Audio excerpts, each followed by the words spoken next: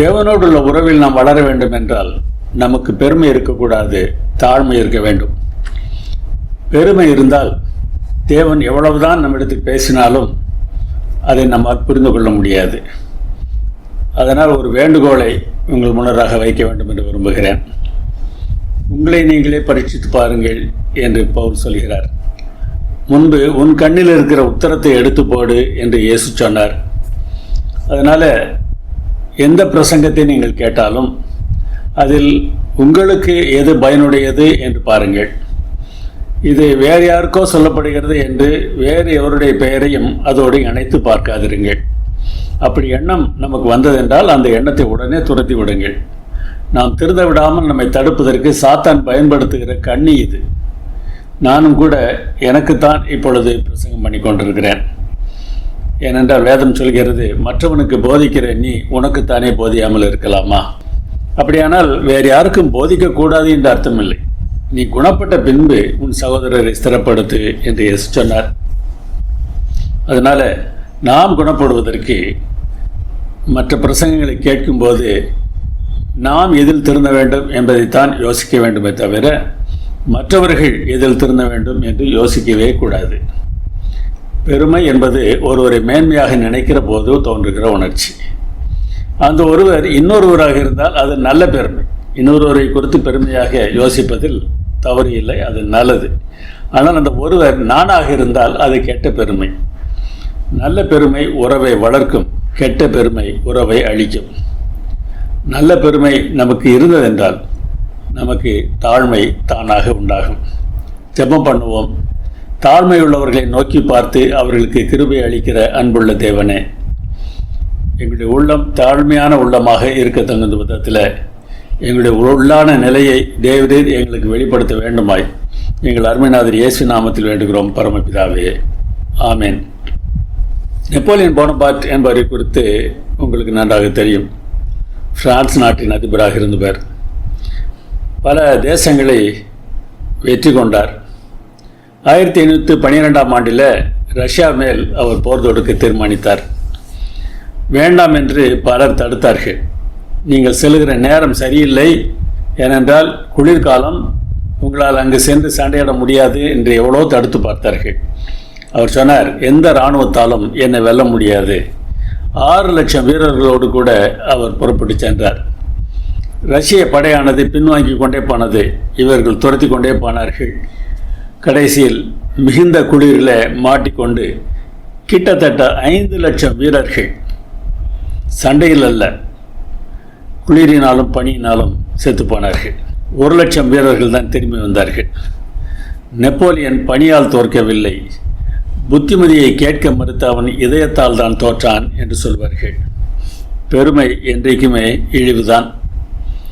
இன்றைக்கும் நாம் நம்மில் பெருமை கொண்டு நான் எதை வேண்டுமானாலும் சாதிக்க முடியும் என்று நினைத்தோம் என்றால் நாமும் தோல்வியை சந்திப்போம். அப்படிப்பட்ட தோல்வியை தேவன் நமக்கு தருவது நாம் திருந்துவதற்காகத்தானே தவிர வேறொன்றும் இல்லை. அந்த சமயத்திலும் நாம் திருந்த மறுத்தால் அழிவு நமக்கு வருவதை யாராலும் தடுக்க முடியாது. பெருமை ஏன் மோசமானது தெரியுமா? அதன் பிடிவாத தன்மை. பெருமையை அகந்தை என்று சொல்லும்போது அது கெட்ட பெருமையை சுட்டி காட்டுகிறோம். இந்த கெட்ட பெருமை முதலில் லூசிபரிடம்தான் துவங்கியது. அவனை காப்பாற்றுகிற கேரூப் என்று எசேக்கியேல் 28:14 சொல்கிறது. காப்பாற்றுகிற என்கிற அந்த வார்த்தையானது மூடியிருக்கிற என்றும் மொழிபெயர்க்கலாம். அதாவது ஒரு சுற்றிலும் மூடியிருந்து அவரை பாதுகாப்பது போல. லூசிபருக்கு ஒரு வேலை கொடுக்கப்பட்டிருந்தது. கேரூபுகள் தேவனுடைய வார்த்தையை காப்பாற்ற வேண்டியவர்கள். தேவன் ஒன்று சொன்னால் அது செய்யப்பட வேண்டும். அந்த வேலையை செய்கிறவர்கள் அவர்கள். மூடியிருக்கிற என்ற வார்த்தையானது இவர் தேவனுக்கு மிக அருகில் இருந்தார் என்பதையும் காட்டுகிறது. இதை நாம் யூதருடைய ஆசரிப்பு கூடாரத்தில் பார்க்க முடிகிறது. மகா பரிசுத்த ஸ்தலத்தில் 2 கேருபுகள் இருந்தார்கள். அந்த கேருபன்களுக்கு மத்தியில் இருந்து ஷெக்கைனா என்று சொல்லப்படுகிற தேவனுடைய வெளிச்சம் வந்து கொண்டிருந்தது. இந்த தேவனுக்கு அருகில் இந்த கேருபுகள் இருந்தார்கள். தேவனுக்கு அருகில் இருந்தது எவ்வளோ பெரிய பாக்கியம். ஆனால் இவருடைய ஆசை என்ன ஆயிற்று? நான் தேவனாகவே மாற வேண்டும் என்கிற ஆசையினாலே அந்த பெருமை எப்படி வந்தது என்று சொல்ல முடியவில்லை. ஆனால் அந்த ஆசையினால்தான் அழிவு துவங்கியது. ஒரு நாளும் நாம் தேவனாக மாற ஆசைப்படக்கூடாது. தேவனை போல இருக்க வேண்டும் என்றால் தேவனை போன்ற நல்ல தன்மைகளை நாம் பெற்றுக்கொள்ள வேண்டும். தேவனுடைய அதிகாரத்தையும் தேவனுடைய பதவியையும் நாம் நாடக்கூடாது. ஒரு மனிதராக பல சமயங்களில் நாம் தேவனுடைய இடத்தை எடுத்துக்கொள்வதற்கு ஆசைப்படுகிறோம். பெரிய அதிகாரிகள் தான் அதை செய்ய வேண்டும் என்ற அவசியம் இல்லை. ஒரு வீட்டில் இருக்கக்கூடிய குடும்ப தலைவன் கூட அதை செய்யலாம், பிள்ளைகள் அதை செய்யலாம். தேவனை முற்றிலுமாக சார்ந்திருப்பதற்கு பதிலாக நான் என்ன நினைக்கிறேனோ அதுதான் சரி என்கிற பிடிவாத குணம் நமக்கு வரும்போது நம்முடைய அழிவின் துவக்கம் அங்கே வந்து விடுகிறது. சாத்தான் இப்படிப்பட்ட தன்மையைத்தான் ஏவாளுக்குள்ளாக விதைத்தான். நீங்கள் நன்மை தீமை இருந்து தேவர்களைப் போல் இருப்பீர்கள் என்று சொன்னபோது ஏவாளுக்கு அது பிடித்திருந்தது. ஏவாளுடைய மனதில் சாத்தான் விஷத்தை விதைத்து விட்டான். தேவனுடைய இடத்தை பிடிக்கும்படியாக அவர்களை தூண்டுகிறான். உடனே ஏவாள் இது புத்தியை தெளிவிக்கிறதுக்கு இச்சிக்கப்படத்தக்கது என்று சொல்கிறாள். ஆம், இதனால் அவளுக்கு புத்தி தெளிவாகிவிடுமாம். அப்படித்தான் நினைந்து அவள் ஏமாந்து விடுகிறாள். பல சமயங்களில் தேவனுடைய இடத்தை எடுப்பதற்கு நாம் முயற்சி எடுக்கும்போது இதே நிலைக்கு தள்ளப்படுகிறோம். தேவனுடைய இடத்தை எடுக்க வேண்டும் என்று அவள் நினைத்ததை பற்றி சொல்லும்போது தேவன் சொல்கிறார், மனுஷன் நன்மை தீமை அறியத்தக்கவனாய் நம்மில் ஒருவரை போல ஆனான் என்று சொல்கிறார். நன்மை தீமை அறிதல் என்பது வெறுமனே தகவல் பற்றிய ஒரு சொற்றொடர் இல்லை. நன்மையும் செய்ய முடியும் தீமையும் செய்ய முடியும் என்கிற நிலை. தேவனால் நன்மையும் செய்ய முடியும் தீமையும் செய்ய முடியும் என்றாலும் அவர் நன்மையைத்தான் செய்வார், தீமையை செய்ய மாட்டார். ஆனால் மனிதர்களோ இந்த தன்மை வந்தபோது நன்மை செய்ய முடியாமல் தீமை செய்யக்கூடிய தன்மையுடையவர்களாக மாறிவிடுகிறார்கள். ஏனென்றால் தேவனை விட்டு விலகிவிட்டால் அதுதான் மனிதனுடைய நிலையாக இருக்கும். இந்த நிலைமை வரக்கூடாது என்பதற்காகத்தான் தேவன் நீங்கள் என்னோடே இருங்கள் என்று குறிப்பிட்டார். ஆனால் தேவனுடைய இடத்தை எடுத்துக்கொள்வதற்கு அவள் ஆசைப்பட்ட போது தேவனை விட்டு பிரிந்தாள். உறவு துண்டிக்கப்பட்டது. இந்த கெட்ட பெருமையானது 5 வளர்ச்சிகளை உடையதாக இருக்கிறது. தனக்கு ஏதாவது மேன்மை நிகழ்ந்தால் வருகிற உணர்ச்சி ஒரு சந்தோஷமான உணர்ச்சி தான். இந்த உணர்ச்சி கெட்ட பெருமையாக இருக்கலாம்.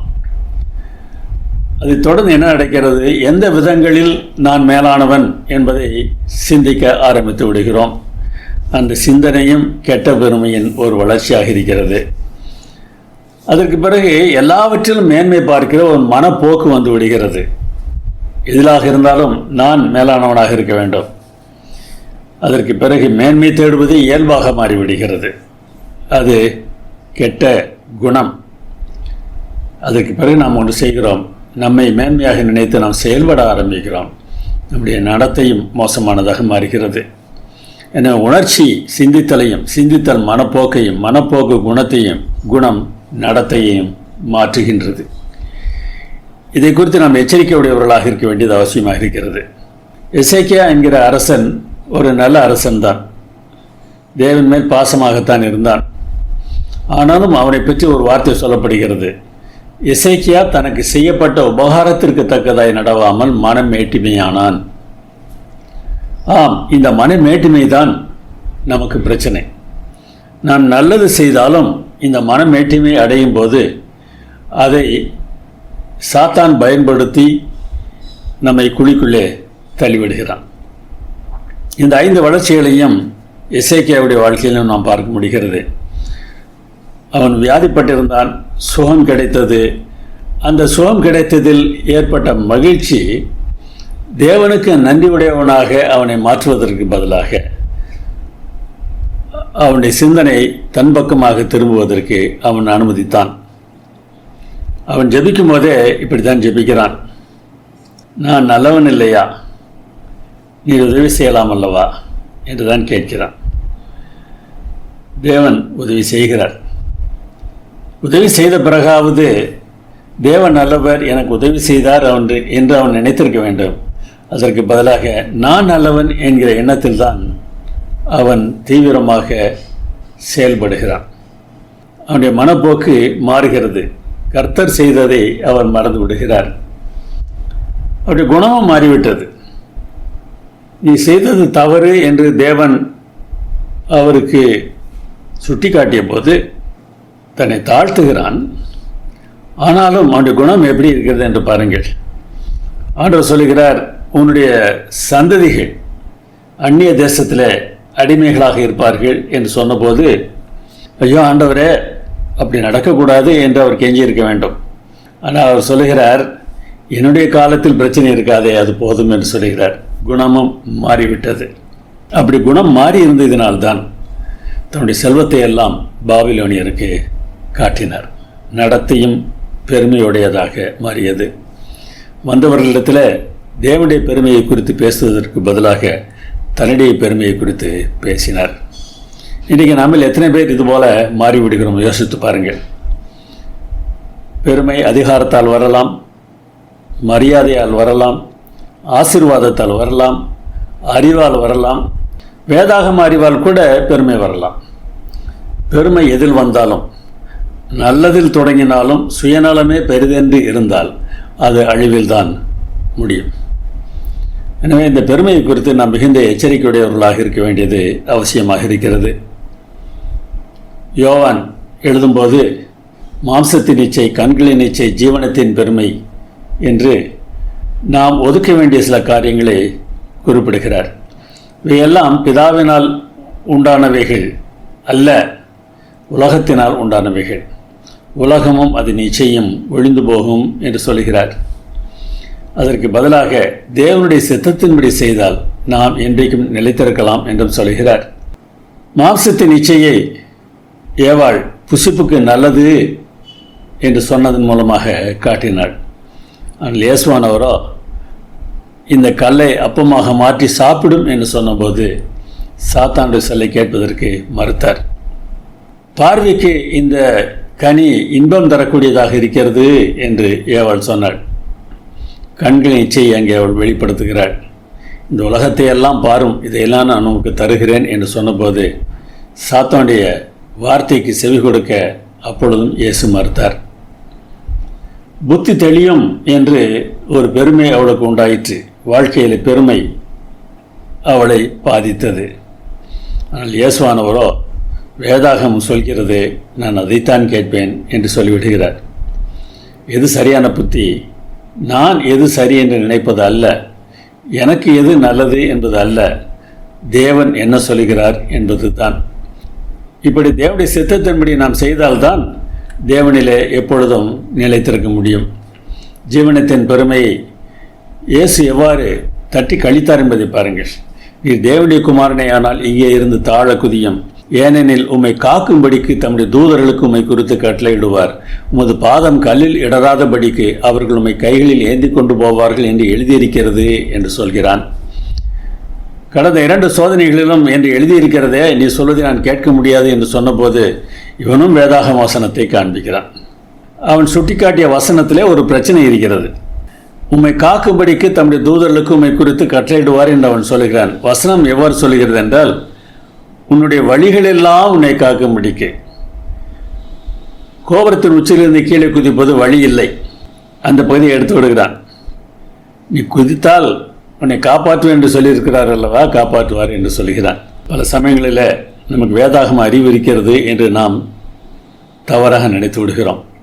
முழுவதையும் பார்ப்பது இல்லை. முழுவதும் பார்க்காததினால வேத அறிவை கூட நாம் தவறாக பயன்படுத்த ஆரம்பித்து விடுகிறோம். அதனால் நாம் மிகுந்த எச்சரிக்கையுடையவர்களாக இருக்க வேண்டியது அவசியமாக இருக்கிறது.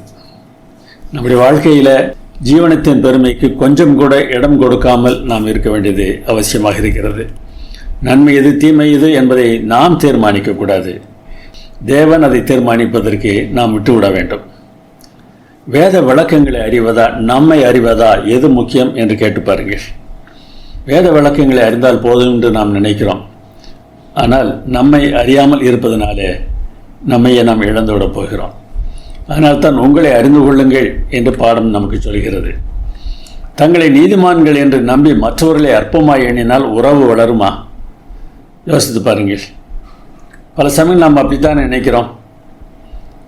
நம் சாதனைகளையும் நாம் எவ்வளவு நல்லவர்கள் என்பதையும் மற்றவர்களுக்கு தெரியப்படுத்துவது நம்முடைய பழக்கமாக இருக்கிறது. நான் அதை செய்தேன், இதை செய்தேன், அப்படி நடந்தேன், இப்படி நடந்தேன், ஆனால் அவர்களுக்கு நன்றி இல்லை. எதற்காக இப்படியெல்லாம் புலம்ப வேண்டும்? இப்படியெல்லாம் மற்றவர்களை பற்றி இழிவாகவோ நம்மை பற்றி பெருமையாகவோ நாம் பேசினால் பரலோகத்தில் நமக்கு இருக்கும் மதிப்பு அதனாலே மாறிவிடாது. தன்னை உயர்த்துகிறவன் தாழ்த்தப்படுவான், தன்னை தாழ்த்துகிறவன் உயர்த்தப்படுவான் என்று ஆண்டவர் சொன்னார். உலக பார்வை வேறு, பரலோக மதிப்பீடு வேறு. அந்த பரிசையன் சொன்னான் அல்லவா, நான் காணிக்கை கொடுக்கிறேன், ஜெபிக்கிறேன், அவனைப் போல் இல்லை, நான் நல்லவன். இந்த எண்ணம் நமக்குள் இருக்கிறதா என்று யோசித்து பாருங்கள். கொஞ்சம் இருந்தாலும் நம்மை அதை அழித்து விடும். மற்றவர்களோடு ஒப்பிட்டு பார்த்து நான் நல்லவன் என்று பேசுவதை நாம் நிறுத்தி விடுவோம். தேவனோடு ஒப்பிட்டு பார்த்து நாம் எவ்வளவு கெட்டவர்களாக இருக்கிறோம் என்பதை உணர்ந்து கொண்டால்தான் அவரை போல நல்லவர்களாக மாறுவதற்கு நாம் முயற்சி எடுப்போம். நம்முடைய பிறப்போ படிப்போ, உடைமைகளோ திறமைகளோ, சாதனைகளோ போதனைகளோ, உற்றார்களோ உறவினர்களோ நம்முடைய மதிப்பை தீர்மானிப்பது இல்லை. நம்முடைய மதிப்பு எப்பொழுதுமே தேவனிடமிருந்து தான் வர வேண்டும். ஏனெனில் நம்மிடம் உள்ள அனைத்தும், சில சமயங்களில் நாம் சிலவற்றை குறித்து பெருமைப்படுகிறோம் அல்லவா, அவை கூட தேவன் தான் நமக்கு தந்தார். தேவனிடமிருந்து தான் நமக்கு வந்தன. இதை நாம் ஒருபோதும் மறந்துவிடக்கூடாது. ஏன் தந்தார்? நாம் நல்லவர்களாக இருப்பதினாலா? அப்படித்தான் நினைத்துக் கொள்கிறோம். பக்தர்கள் கூட, நல்லவர்கள் கூட பல சமயங்களில் அப்படி நினைத்திருக்கிறார்கள். எசேக்கியா அப்படிதான் நினைத்தார். நாம் நல்லவர்களாக இருப்பதனால் அல்ல, நாம் நல்லவர்களாக மாற வேண்டும் என்பதற்காக தேவன் நம்மை ஆசீர்வதிக்கிறார். முதலில் தேவன் நம்மை ஆசீர்வதிக்கிறார். அதன் மூலமாக மற்றவர்களுக்கு நாம் ஆசீர்வாதமாக இருக்க வேண்டும். எப்பொழுதும் நாம் நம்மை முக்கியப்படுத்த வேண்டிய அவசியம் இல்லவே இல்லை. அதனால் தான் இயேசு ஒரு முக்கியமான ஆலோசனை சொல்கிறார். உன்னை விருந்துக்கு அழைத்தால் முதல் இடத்தில் போய் உட்காராது, தாழ்மையான இடத்திலே உட்கார். உன்னை விருந்துக்கு அழைத்தவர் நீ இங்கே வா என்று உன்னை உயரமான இடத்திற்கு, முக்கியமான இடத்திற்கு அழைத்து செல்லும்போது எல்லாரும் உன்னை மதிப்பாக பார்ப்பார்கள். ஆம், நான் தேடக்கூடாது, அவர்தான் அந்த முக்கியத்துவத்தை நமக்கு தர வேண்டும். பாவம் என்பது அன்பில்லாமை என்பதை எப்பொழுதும் நாம் மனதில் வைத்திருக்க வேண்டும். அதனால் நம்முடைய பாவ நிலையை உணர வேண்டும் என்று நாம் யோசிக்கும்போது, நான் அந்த கிரியை செய்யவில்லை, இந்த கிரியை செய்யவில்லை என்பதை மாத்திரம் யோசித்தால் போதாது. நான் எல்லாரிடத்திலும் உண்மையிலேயே அன்போடு இருக்கிறேனா? அன்பு இல்லை என்றால் அது பாவம் என்பதை உணர வேண்டும். நம்முடைய பாவ நிலையை உணர்ந்தால் கிறிஸ்து நமக்கு அவசியம் என்பதை நாம் உணர்வோம். அப்பொழுது நம்முடைய பாவங்களை நாம் அறிக்கையிடுவோம். பாவங்களை என்றால் நான் அன்பில்லாமல் இப்படியெல்லாம் செய்திருக்கிறேன் என்பதை அறிக்கையிட வேண்டும். அப்பொழுது நம்முடைய பாவங்களை அவர் நமக்கு மன்னிப்பார். அப்படிப்பட்ட தன்மைகளை எல்லாம் நம்மை விட்டு நீக்கி நம்மை சுற்றி இருப்பதற்கும் அவர் ஆயத்தமாக இருக்கிறார். அவர் உண்மையுள்ளவர், நீதி உள்ளவர் என்று வேதாகம் சொல்கிறது. ஆம், இந்த நம்பிக்கை அவர் மேல் நமக்கு இருக்க வேண்டும். நான் தவறு செய்து விட்டேன், அவரிடத்தில் சென்றால் அவர் என்னை நேசிப்பார், என்னிடத்தில் அன்பாக இருப்பார் என்கிற எண்ணம் இருந்ததென்றால் நம்முடைய தவறுகளை நாம் ஒத்துக்கொள்வோம், உறவு வளரும். ஆனால் அவரை பற்றி நாம் தவறாக நினைத்து கொண்டிருந்தால் ஒரு நாளும் உறவு வளராது. மனித உறவு கூட அப்படிப்பட்டது தான். நம்மை நாமே பரிசோதித்து பார்க்க வேண்டும். என் மீது தவறே இல்லை என்று நான் சொல்கிறேனா? யாராவது அறிவுரை சொன்னால் அது கேட்பதற்கு எனக்கு விருப்பம் இல்லையா? பிறர் என்னை விமர்சிக்கும் போது அவர்களை நான் வெறுக்கிறேனா? அல்லது பிறரை நான் விமர்சிக்கிறேனா? அதிகாரம் செலுத்த வேண்டும் என்று விரும்புகிறேனா? எப்போதும் பிரச்சனைகளை உருவாக்குகிறேனா? மற்றவர்களை கீழே தள்ள பார்க்கிறேனா? அதற்காக திட்டமிடுகிறேனா? எனக்கு பெருமையே கிடையாது, பிறர் தான் அப்படி என்று சொல்கிறேனா? எல்லாம் நம்மை நாமே ஏமாற்றிக் கொள்கிற காரியங்களாகும். இவை இருந்தால் நம்மிடத்தில் பெருமை இருக்கிறது என்று அர்த்தம். ஒருவேளை இந்த தன்மை கொஞ்சம் இருந்தாலும் தேவனுடைய சமூகத்தில் அந்த பாவத்தை இப்பொழுதே சொல்லி அவரிடத்தில் மன்னிப்பு கேளுங்கள். நம்முடைய நிலை என்ன என்பதை நாம் தெளிவாக உணர்ந்திருக்க வேண்டும். ஏசாயா மூலமாக இந்த உலகத்தின் பெரிய தேசங்கள் கூட எப்படிப்பட்டவை என்பதை குறித்து சொல்கிறார். தேசங்கள் எல்லாம் ஏற்றச்சாலில் தொங்கும் துளி போல என்று சொல்கிறார். திரையிலே தோன்றுகிற படத்தை பாருங்கள். தண்ணீர் இறைப்பதற்கு அந்த காலத்தில் பயன்படுத்தப்பட்ட ஒரு வழிமுறை. ஏற்றத்தின் மூலமாக தண்ணீர் இறைக்கிறார்கள். ஏற்றச்சால் என்பது ஒரு பெரிய வாளி போன்று இருக்கும். அதன் அடியில் ஒரு பெரிய துவாரம் இருக்கும். அந்த துவாரத்தில் வருகிற தண்ணீரை கொண்டு செல்வதற்கு தோல் அல்லது ரப்பரில் ஒரு பெரிய குழாய் ஒன்றை மாட்டியிருப்பார்கள். 2 மாடுகளை கட்டி அந்த ஏற்றச்சாலை இழுப்பார்கள். படத்தை பாருங்கள். அப்படி இழுக்கிறார்கள். அந்த ஏற்றச்சாலையிலிருந்து கொஞ்சம் தண்ணீர் உள்ளே சிந்துகிறது. இந்த உள்ளே சிந்துகிற தண்ணீரினால விவசாயிக்கு எந்த பிரயோஜனமும் இல்லை. குழாய் வழியாக வெளியே வருகிற தண்ணீர் தான் வயலுக்கு பாயும். இந்த சிந்துகிற தண்ணீர் மீண்டுமாக கிணற்றுக்கே போய்விடும். அதைத்தான் ஏற்றச்சாலில் தொங்கும் துளி என்று சொல்கிறார். ஏகப்பட்ட தண்ணீர் சிந்தி கொண்டிருக்கிறது. அதில் ஒரு துளி, அப்படி சிந்துகிற ஒரு துளிதான் இந்த தேசங்கள் என்று சொல்கிறார். அமெரிக்க ஐக்கிய நாடுகளாக இருந்தாலும் சரி, இந்தியாவாக இருந்தாலும் சரி, சீனாவாக இருந்தாலும் சரி, ரஷ்யாவாக இருந்தாலும் சரி, ஏற்றச்சாலில் தொங்குகிற ஒரு துளிதான். இந்த தேசங்களே ஒரு துளிதான் என்றால் அதில் வாழ்கிற மனிதர்கள் எப்படி? நம்முடைய நிலை அதுதான். ஆனால் நாம் தான் இந்த உலகத்தையே கட்டுப்படுத்துகிறவர்கள் போல குதித்து கொண்டிருக்கிறோம்.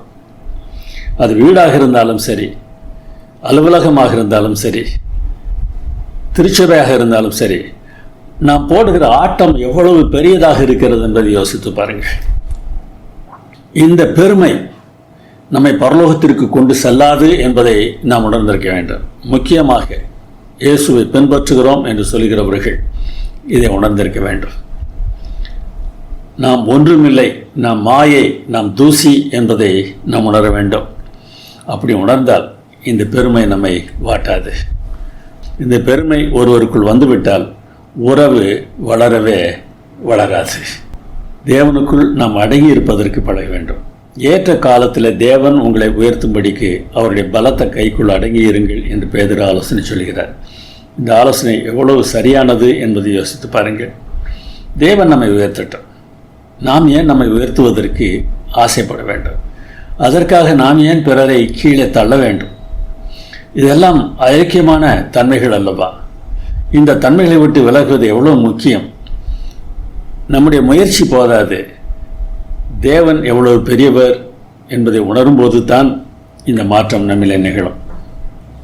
தேவனுடைய பலத்த கைக்குள் அடங்கியிருந்து வேலை செய்தவர்கள் யாராவது இருக்கிறார்களா? நிச்சயமாக இருக்கிறார்கள். மோசே, அவர் தாழ்மையுள்ள தாசன் என்று தேவன் தாமே சொல்கிறார். மோசே வாழ்க்கையின் முன்பகுதி எப்படி இருந்தது என்பதை முதலில் நாம் யோசித்து பார்க்க வேண்டும்.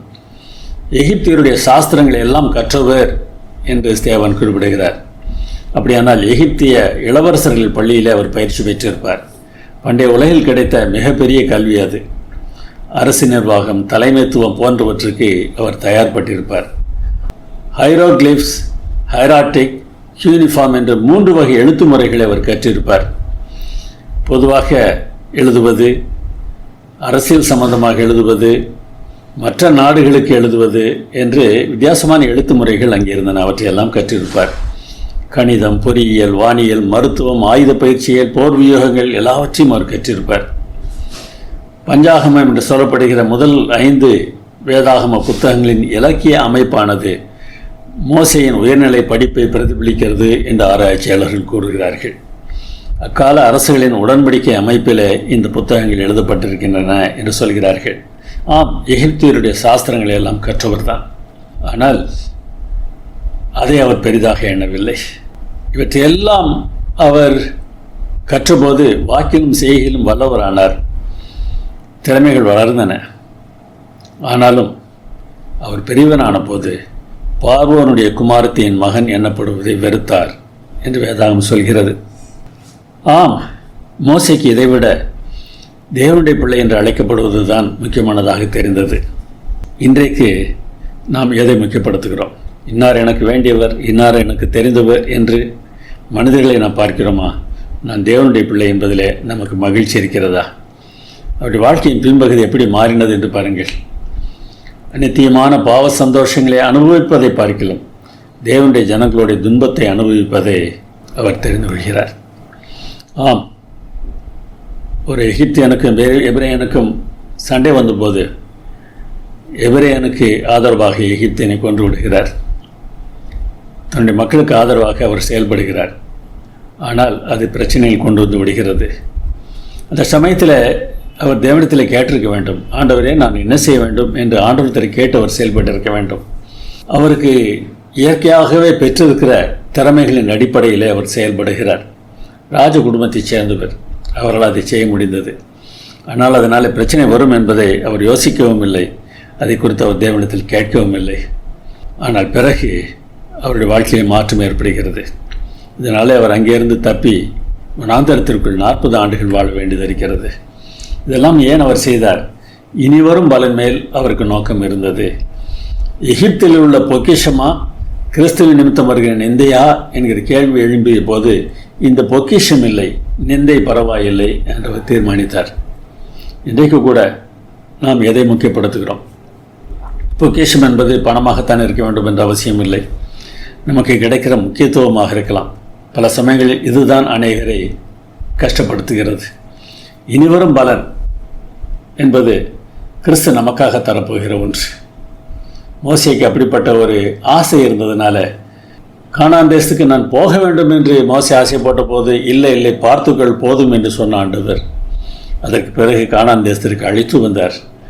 அப்பொழுது அவர் இயேசுவை ஊக்கப்படுத்தக்கூடிய ஒரு பணியோடு கூட வந்தார். எவ்வளோ பெரிய காரியம் யோசித்து பாருங்கள். தேவனோடு உள்ள உறவு தான் முக்கியம் என்று நாம் யோசிக்கும்போது நம்முடைய எதிர்காலம் வித்தியாசமானதாக இருக்கும். இன்றைக்கு நாம் எதை முக்கியப்படுத்துகிறோம்? இந்த உலகத்தில் முக்கியத்துவமா, தேவனுடைய பார்வையில் முக்கியத்துவமா? தேவனுடைய பார்வையில் தான் முக்கியத்துவம் வேண்டும் என்பதை அவர் தீர்மானித்த பிறகு அவருடைய பார்வை எப்படி இருந்தது என்று பாருங்கள். மோசே வாக்கிலும் செய்கையிலும் வல்லவனானான் என்று முதல் 40 ஆண்டுகள் பயிற்சியை பற்றி வேதாகம் சொல்கிறது. அடுத்த 40 ஆண்டுகள் வனாந்தரத்தில் இருந்து அவர் வாழ்ந்துவிட்டு பல காரியங்களை அவர் கற்றுக்கொண்ட பிறகு தேவனிடத்தில் பேசுகிற இதை செய்ய வேண்டும் என்று ஆண்டவர் சொன்னபோது, ஆண்டவரே நான் வாக்கு வல்லவன் இல்லை, நான் திக்குவாயன், நான் மந்தனா உள்ளவன் என்று சொல்கிறார். தன் திறமைகளை அவர் நம்பவில்லை. நான் சாதித்து விட முடியும் என்கிற நம்பிக்கை எனக்கு போய்விட்டது, இல்லை ஆண்டவரே என்று சொல்கிறார். ஆம், எல்லாருமே ஒரு சமயத்தில் நான் அதை செய்து விடுவேன் இதை செய்து விடுவேன் என்று நாம் நினைக்கிறோம்.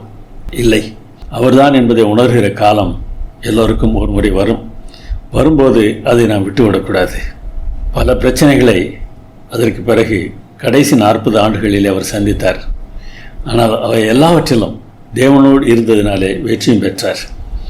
எகிப்தில் இருக்கும்போது நாம் புறப்பட வேண்டும், பலியிட வேண்டும், எங்களை அனுமதியுங்கள் என்று எகிப்திய பார்வோனிடத்தில் அவர் கேட்டதினால இஸ்ரவேலருக்கு கஷ்டங்கள் வந்தன. யாருக்காக அவர் இப்படி பேசினாரோ அவர்கள் அவரிடத்தில் கோபப்படுகிறார்கள். கர்த்தர் நியாயம் தீர்க்க வேண்டும் என்று சொல்கிறார்கள். கர்த்தர் சொல்லித்தானே இதையெல்லாம் அவர் செய்து கொண்டிருக்கிறார். ஆனால் கர்த்தர் உன்னை நியாயம் தீர்க்கட்டும் என்று மோசேயை இஸ்ரவேலர் திட்டுகிறார்கள். எல்லாம் நன்றாக முடிந்தது. 10 வாதைகள் விடுதலை பெற்று வருகிறார்கள். வருகிற வழியில் பிரச்சனை மறுபடியும் வருகிறது. எகிப்திலே பிரேத குழிகள் இல்லை என்றால் வனாந்தரத்தில் சாகும்படிக்கு எங்களை கொண்டு வந்தீர் என்று கேட்கிறார்கள். 10 வாதைகளை பார்த்த பிறகும் தேவனை நம்புவதற்கு தயாராக இல்லை. தேவன் அவர்களை நடத்தியதற்கு மோசேயின் மேல் குற்றம் சாட்டுகிறார்கள். அநேக சமயங்களில் இந்த பயணத்தில் மோசேக்கு விரோதமாக அவர்கள் முறுமுறுத்தார்கள். அவரை கல்லெறிந்து கொல்லவும் பார்த்தார்கள். இதெல்லாம் பரவாயில்லை. ஒரு நாள் மோசேயின் அக்காவும் அண்ணனுமே அவரை பார்த்து சொல்லுகிறார்கள், ஏன் எங்களை வைத்து ஆண்டவர் பேசவில்லையோ, உன்னை வைத்து தான் பேசுவாரோ என்று கேட்கிறார்கள். எவ்வளவு வேதனையாக இருந்திருக்கும் என்று யோசித்து பாருங்கள். குடும்பத்தார் இவரை நேசிக்க வேண்டியவர்கள், இவரோடு கூட இருக்க வேண்டியவர்கள் இவருக்கு விரோதமாக முறுமுறுக்கிறார்கள். தேவன் என்ன செய்வார் தெரியுமா? என்னாகும் 12ஆம் அதிகாரத்தை வாசித்து பாருங்கள். என் தாசனுக்கு விரோதமாக பேசுவதற்கு உங்களுக்கு எப்படி தைரியம் வந்தது என்று கேட்கிறார். இன்றைக்கு நீங்களும் உங்களை தாழ்மைப்படுத்தி, இங்கே தான் அவர் சொல்லுகிறார், மோசே தாழ்மையுள்ளவனாக இருந்தான் என்று ஆண்டவர் சொல்லுகிறார். உங்களை தாழ்மைப்படுத்தி தேவன் பார்த்து கொள்ளட்டும் என்று நீங்கள் விட்டுவிட்டால், உங்களுக்கு விரோதமாக முறுமுறுக்கிறவர்கள் பலராக இருந்தாலும் சரி, சிலராக இருந்தாலும் சரி, எதிரிகளாக இருந்தாலும் சரி, வீட்டில் உள்ளவர்களாக இருந்தாலும் சரி, கர்த்தர் பார்த்து கொள்வார். மோசையின் உறவினர்களும் ஒரு சமயத்தில் முறுமுறுக்கிறார்கள். கோராகு, தாத்தான், அபிராம் போன்றவர்கள் முறுமுறுத்து கலகம் செய்த போது அவர்களை தேவன் அழித்து விடுகிறார். தாழ்மையுள்ளவர்களாக இருந்து பாருங்கள். நீங்கள் கொதித்து கொண்டு குதிக்காதீர்கள், தேவன் பார்த்துக் கொள்வார். அமைதியாக இருந்து பாருங்கள். அவர்கள் திருந்தக்கூடியவர்களாக இருந்தால் ஆண்டவர்களை திருத்துவார், திருந்த மறுத்தால் அழிப்பார். இந்த இரண்டும் நடக்கும். ஆனால் அதற்கு நீங்கள் தேவனை நம்ப வேண்டும். மோசையானவன் பூமியில் உள்ள சகல மனிதரிலும் மிகுந்த சாந்த குணம் உள்ளவனாயிருந்தான் என்று எண்ணாகமம் 12:3 சொல்கிறது. பிரச்சனைகள் அவரை மாற்றின. சாந்த குணம் என்றால் தாழ்மை என்று அர்த்தம். அந்த குணத்தை என்னில் வளர்ப்பதற்கு, உங்களில் வளர்ப்பதற்கு தேவன் ஆசைப்படுகிறார். உள்ளத்தில் பெருமை இருந்தால், ஆண்டவரே இந்த பெருமையை அகற்றி எனக்கு தாழ்மையை தாரும் என்று ஆண்டவரிடத்தில் கேளுங்கள். உங்களுக்கு நடக்கிற எல்லாவற்றுக்கும் உங்களுடைய நல்ல தன்மை காரணம் இல்லை, தேவனுடைய நல்ல தன்மை தான் காரணம் என்பதை உணருங்கள். அப்பொழுது பெருமை நம்மை விட்டு போய்விடும். சொல்லுவோமா? தேவன் நல்லவர். எல்லா காலங்களிலும், எல்லா சூழ்நிலைகளிலும் என்ன நேரிட்டாலும் தேவன் நல்லவர். நான் அதற்கு சாட்சி. மோசேக்கு கிடைத்த அனுபவத்தை புரியாத போது நாம் என்ன செய்து விடுகிறோம் தெரியுமா? நாம் மிகப்பெரிய ஒரு குற்றத்தை செய்து விடுகிறோம். ஆம், நம்ம யார் பெரியவர் என்கிற போராட்டம் தொடங்கி விடுகிறது. இயேசுவோடு நெருக்கமாக இருந்த சீடர்களே இந்த கேள்வியை கேட்டார்கள். என்ன புரிகிறது? நாமும் தப்பு போவதில்லை. நம்மிலும் இந்த கேள்வி எழும்பலாம். ஆனால் நாம் வெற்றி அடைய வேண்டும். இந்த கேள்வியோடு அவர்கள் போராடி கொண்டிருந்த போது இயேசு அவர்களிடத்தில் முக்கியமான சில கருத்துக்களை பதிவு செய்கிறார். புறஜாதியாரின் ராஜாக்கள் அந்த மக்களை அடக்கி ஆளுகிறார்கள். நம்முடைய மொழிபெயர்ப்பிலே அடக்கி என்கிற வார்த்தை இல்லை, ஆனால் மூல மொழியில் இருக்கிறது. புதிய மொழிபெயர்ப்புகளில் அந்த வார்த்தை வருகிறது. அடக்கி ஆளுகிறார்கள். அவர்கள் மேல் அதிகாரம் செலுத்துகிறவர்களும் உபகாரிகள் அல்லது கொடைவள்ளல்கள் என்று எண்ணப்படுகிறார்கள். ஆமாம், இப்படி அடக்கி ஆளுகிறார்கள். அவர்களை கொடைவள்ளல்கள், உபகாரிகள் என்று, அவர்களை நல்லவர்கள் என்று மற்றவர்கள் பாராட்டுகிறார்கள். தங்களையும் நினைத்துக் கொள்கிறார்கள். என்னை போன்ற நல்லவன் உலகத்தில் யார் இருக்கிறது என்று நினைத்துக் கொள்கிறார்கள், பேசுகிறார்கள். இன்றைக்கும் அதை நாம் பார்க்க முடிகிறது. ஆனால் அவருடைய பிள்ளைகள் அப்படி இருக்கக்கூடாது. உங்களை பெரியவன் சிறியவனைப் போல் இருக்க வேண்டும். தலைவன் பணிவிடைக்காரனைப் போல் இருக்க வேண்டும். சிறியவனாக பணிவிடை செய்கிறவர்கள் தான் உண்மையில் பெரியவர்கள். புரிகிறதா? வீட்டிலாக இருந்தாலும் சரி, அலுவலகத்திலாக இருந்தாலும் சரி, திருச்சபையிலாக இருந்தாலும் சரி, சாதாரண வேலைகளை செய்கிறவர்கள் மோசமானவர்கள் இல்லை, அவர்கள் தான் பெரியவர்கள். அப்படிப்பட்ட வேலைகளை செய்ய நான் மறுத்தால் நான் அற்பன். ஆனால் இன்றைக்கு யார் அதை புரிந்து கொள்கிறார்கள்? திருச்சபையில் முக்கியமான வேலையை செய்வதற்கு எல்லோருக்கும் ஆசை இருக்கிறது. சாதாரணமான வேலையை செய்வதற்கு எவருக்கும் ஆசை இல்லை. வீட்டிலும் கூட அப்படித்தான். சாதாரண வேலைகளை மற்றவர்கள் செய்ய வேண்டும், முக்கியமான வேலைகளை நான் செய்ய வேண்டும் என்று தான் நான் ஆசைப்படுகிறேன்.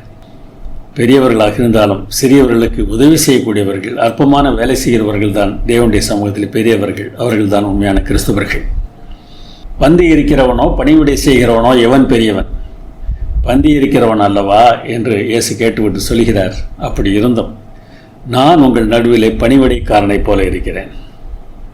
சர்வத்தையும் படைத்த ஆண்டவர் ஒரு வேலைக்காரனாக யூதாஸ் காரியத்தின் கால்களையும் பிடித்து கழுவினார். அதுதாங்க ஆண்டவருடைய தன்மை. அதுதான் ஆண்டவருடைய தன்மை.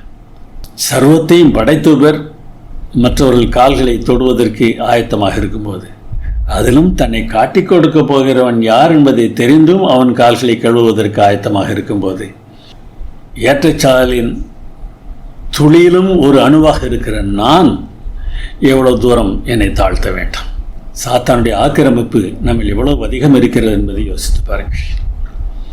நாம் பெரியவர்கள் என்று பார்க்கிற எண்ணம் நம்மில் இருக்கிறது என்றால் தயவு செய்து இந்த நாளில் அதை அழிப்பதற்கு ஆண்டவரிடத்தில் நம்மை ஒப்படைக்க வேண்டும்.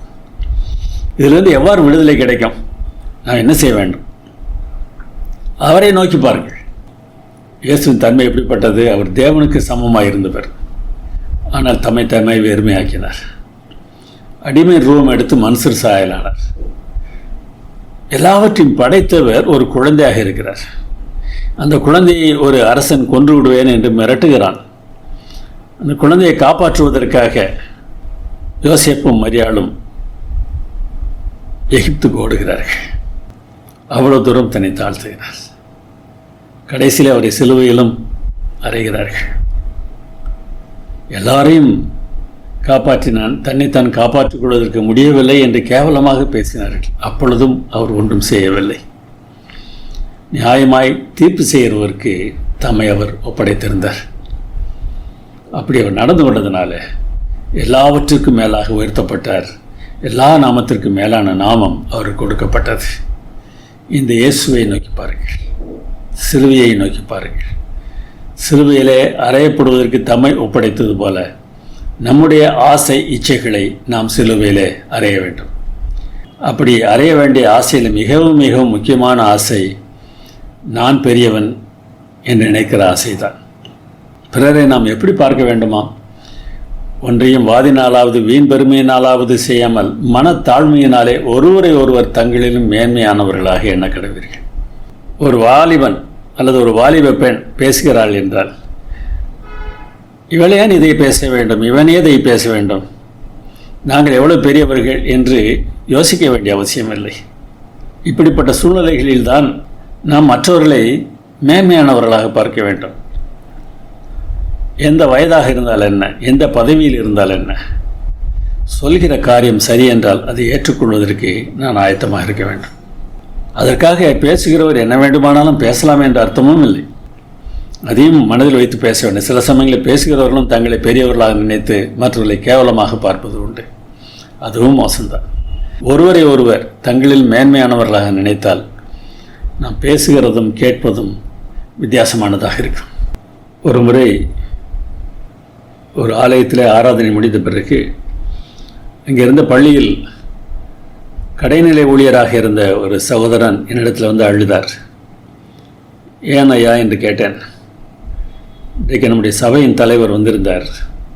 நான் எப்பொழுதும் போல கடைசி பெஞ்சில் உட்கார்ந்திருந்தேன். அந்த பெஞ்சில் வந்து உட்கார்ந்தார். என்னை திரும்பி பார்த்து, வாட்ச்மேன் தள்ளி உட்கார், என்ன இங்கே உட்கார்ந்து கொண்டிருக்கிறாய் என்று என்னை துரத்தினார். என்னால் தாங்க முடியவில்லை ஐயா என்று சொன்னார். யோசித்து பாருங்கள். ஒருவரை ஒருவர் தங்களிலும் மேன்மையானவர்களாக நாம் எண்ணினால் இப்படிப்பட்ட செயல்பாடுகள் இருக்குமா? இப்படிப்பட்ட செயல்பாடுகள் என் உள்ளத்தில் இருக்கிறது என்றால் நான் எவ்வளவு மோசமானவனாக இருக்கிறேன். அவனவன் தனக்கானவைகளை மட்டுமல்ல பிறருக்கானவைகளையும் நோக்குவானாக என்று தான் பவுல் எழுதுகிறார். நமக்கானவைகளை நாம் பார்க்கக்கூடாது என்று அர்த்தமில்லை. நமக்கானதை நாம் பார்க்க வேண்டும். அதே சமயத்தில் மற்றவர்களுக்கானதையும் நாம் யோசிக்க வேண்டும். அந்த தன்மை எப்பொழுது இருக்கிறதோ அப்பொழுது தான் நாம் மெய் கிறிஸ்தவர்களாக காணப்படுவோம். ஆனால் இப்படியெல்லாம் மற்றவர்களுக்கானதை செய்த மாத்திரத்தில் நம்மை பெரியவர்கள் என்று நினைத்து விடவும் கூடாது. அதுதான் மிகவும் முக்கியமானது. இயேசு ஒரு கதை சொன்னார். வயலிலிருந்து ஒரு வேலைக்காரன் வருகிறான். எஜமான் அவனை பார்த்து, சரி போய் முதல்ல நீ சாப்பிடு என்று அனுப்புவானா? இல்லை, எனக்கு சாப்பாட்டை எடுத்து வை, நான் சாப்பிடும் வரைக்கும் என்னை கவனி, அதற்கு பிறகு நீ சாப்பிடலாம் என்று தான் சொல்லுவான். அப்படி ஒரு வேளை அந்த வேலைக்காரன் இவர் சாப்பிடுவதற்கு தேவையானதை எல்லாம் செய்கிறான். ஏற்கனவே வயலில் வேலை செய்து விட்டு வருகிறான், இப்பொழுது வரைக்கும் சாப்பாடு பரிமாறுகிறான். இதெல்லாம் செய்த பிறகு அந்த எஜமான் அந்த வேலைக்காரனுக்கு உபசாரம் செய்வானா? அப்படி செய்ய மாட்டார். இது ஏன் சொல்கிறார்? தேவனுடைய ஊழியக்காரர்கள் எதை எதிர்பார்க்கக்கூடாது என்பதை பற்றி சொல்கிறார். அப்படியே நீங்களும் உங்களுக்கு கட்டளையிடப்பட்ட யாவற்றையும் செய்த பின்பு நாங்கள் அப்பிரயோஜனமான ஊழியக்காரர், செய்ய வேண்டிய கடமையை மாத்திரம் செய்தோம் என்று சொல்லுங்கள் என்று சொல்கிறார். நீங்கள் செய்த கடமைக்கு பெருமைப்படுவதற்கு ஒன்றுமில்லை. நான் செய்தேன், நான் செய்கிறேன், நான் செய்வேன். எதற்கு? ஏன் இப்படி யோசிக்க வேண்டாம்? செய்ய வேண்டிய கடமையை மாத்திரம் செய்தேன். உங்களுக்குரிய மதிப்பு தேவனால் உங்களுக்கு தரப்பட வேண்டாம். கர்த்தர் உயர்ந்தவராயிருந்தும் தாழ்மையுள்ளவனை நோக்கி பார்க்கிறார். மேட்டிமையானவனையோ தூரத்திலிருந்து அறிகிறார். கர்த்தர் எனக்காக யாவையும் செய்து முடிப்பார் என்று சங்கீதத்தில் வாசிக்கிறார். அவர் உயர்ந்தவர், ஆனால் தாழ்மையுள்ளவர்களை அவர் நோக்கி பார்க்கிறார்.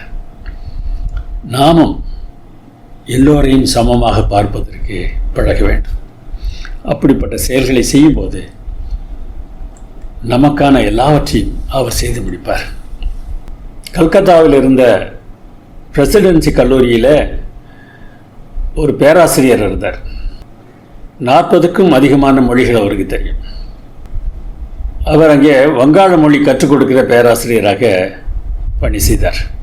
இங்கிலாந்திலிருந்து இந்தியாவிற்கு அதிகாரிகளாக வேலை செய்யக்கூடிய திறமையை பெற்றுக்கொள்வதற்காக அந்த கல்லூரியில் அவர்களுக்கு பயிற்சி கொடுக்கப்பட்டது. இந்திய மொழிகள் கற்றுக் கொடுக்கப்பட்டன.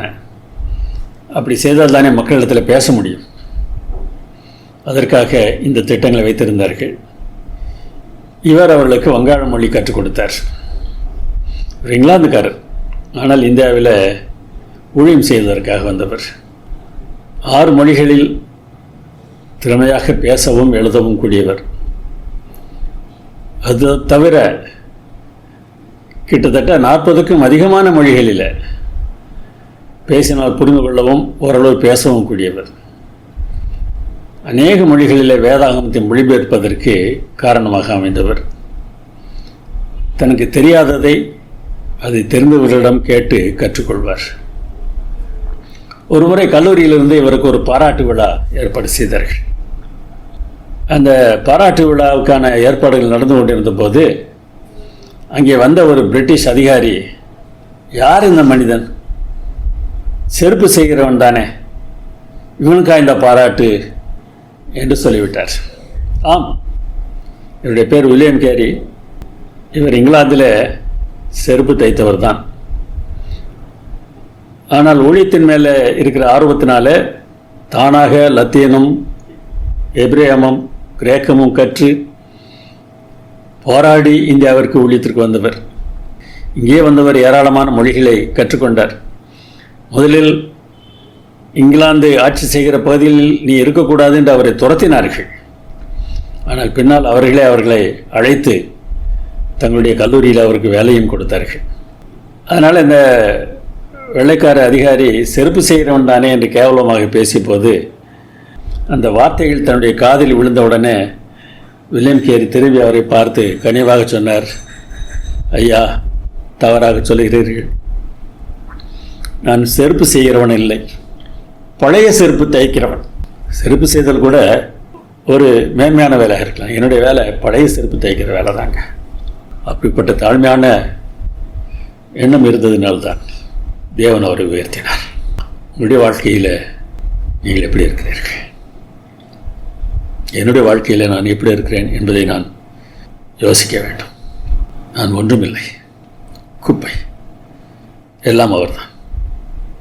ஜெபம் பண்ணுவோம். இரக்கங்களில் ஐஸ்வர்யம் உள்ள எங்கள் நல்ல பிதாவே, நீர் சகலத்திற்கும் காரணராக இருக்கிறீர். நாங்கள் குப்பை என்பதை உணர்கிறோம். எங்களையும் நீர் பயன்படுத்துவதற்காக உமக்கு கரம் கூப்பி நன்றி செலுத்துகிறோம். உங்களுடைய சித்தப்படி நாங்கள் செயல்பட எங்களுக்கு உதவி செய்யும். இயேசு நாமத்தில் வேண்டுகிறோம் பரமபிதாவே. ஆமென்.